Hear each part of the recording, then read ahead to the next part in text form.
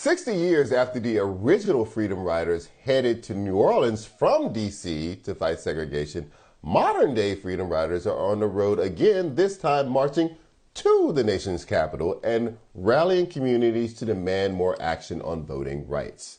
Organized by Black Voters Matter, the week-long event is intended to draw attention to voting rights and to send a message to lawmakers that the fight continues. Part of the journey entails marching near Senator Mitch McConnell and Joe Manchin's D.C. residence. Earlier today, President Biden laid out his administration's next steps after a procedural vote on the voting rights bill failed in the Senate on Tuesday. Listen. I'm going to be going around the country, spending time making the case to the American people that this just isn't about showing an identification that this is who I am when I vote.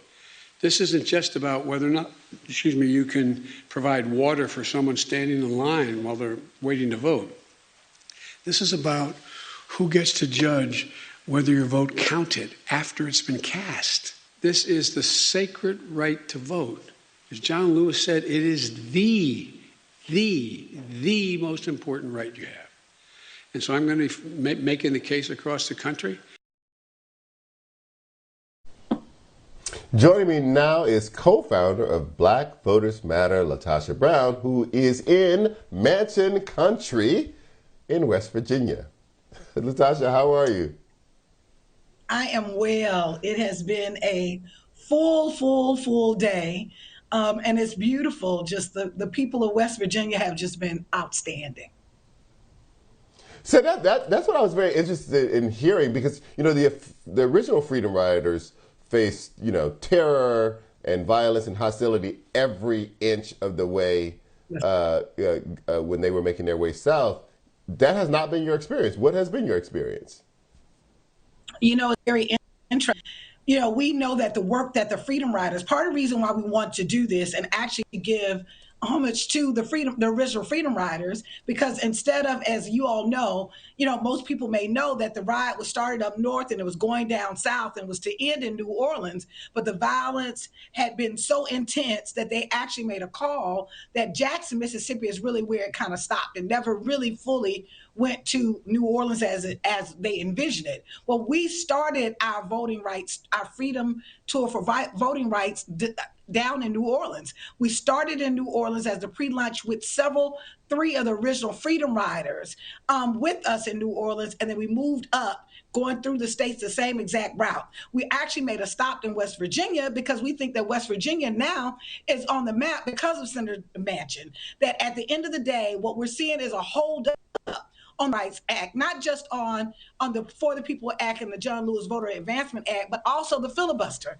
Folks may or may not remember that in 1963, one of the demands that was being made around the March on Washington was around the end of the filibuster. The filibuster has been used as a tool to stop civil rights legislation. And we're saying that whether it is temporarily or some permanent fix, that we need to end the filibuster. And so as we've been going around to communities, we've been going to urban areas, we've been going to Nashville and Jackson and Birmingham and Raleigh and all of those places that we know on the route, but we've also been going to small communities like Cuba, Alabama. Yes, there is a Cuba, Alabama, and Columbia, Tennessee, and Rock Hill, South Carolina.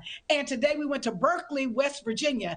And what has been the most outstanding experience for me is how people have been responding in those rural areas, that we've been having white and Black folks to come out and Latino folks and indigenous people to come out and meet us at various stops. And the same message we hear. People are frustrated with the politics that are happening, that literally they want to see people over politics. In West Virginia, what's really interesting about West Virginia is that it's not that many Black folk here, right? And we're Black Voters Matter. It's 3% of the population. Joe Manchin won his last election by 3%. And so what we're saying is that 3% has had an impact on him winning his election. And so they've been saying that the people of West Virginia say they got something to say, that overwhelmingly in the state, both Republicans and Democrats and people who don't claim a party affiliation, but they also are voters in this state, overwhelmingly support the For the People Act. Let me ask this question. I mean, I know that you guys are bringing try to shine a light on this issue. I'm sure that it is, as you just described, just enlightening for both the people you meet and for the people who are taking part in the freedom rides. But what effect do you think that you'll have in D.C. in the way that senators vote, including and probably especially Joe Manchin?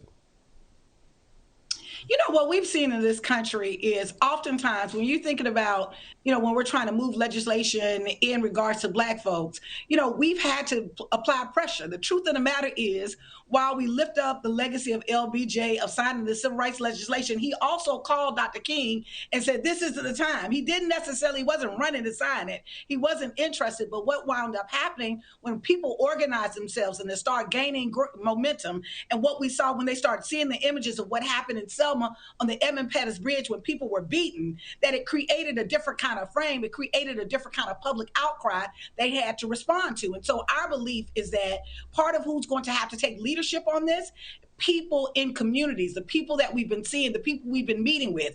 We're coordinating and organizing with over 40 organizations, national organizations, that are mobilizing their people either to come to DC or literally apply pressure. And so it is not, it's not something that is awkward to see someone like Manchin not support the Voting Rights Act. We've got to apply pressure to make them do right. You bring up an interesting point, which I have always noted about history, which is that, real tragedy has often been the spur, right? That it was the images you just described of real brutal violence in the South that spurred a lot of people to change their minds and to support a Civil Rights Act. It was this assassination of Dr. King that got the Fair Housing Act across the line. It shouldn't take that much. It shouldn't take that sort of violence. And I'm trying to figure out what is it that can be done short of that. Like what kind of pressure can be applied that doesn't require the catalyst of tragedy? What do you I think? think that's a great question. I think it's a great question, but I also want to say that, while it may not be concentrated in the same kind of way, that we are being attacked. We're seeing acts of violence and we're being attacked every single day. We've never seen the kind of sweeping attack on voting rights since the 60s that we're seeing now. In 47 states, we actually have an attack on the voting rights. We're literally seeing white supremacy rear its head. We're seeing attack. We're seeing in many of these places, even where we've seen police brutality or we've seen the murders of unarmed Black folks every day in and day out. At one point, I was afraid to hold up my phone to see another person, to see another video of an unarmed Black man or woman who had been shot by the police. The truth of the matter is the visceral reaction, the violence, the applied violence, oppression in our community, it may look different, but I don't think that it's ended.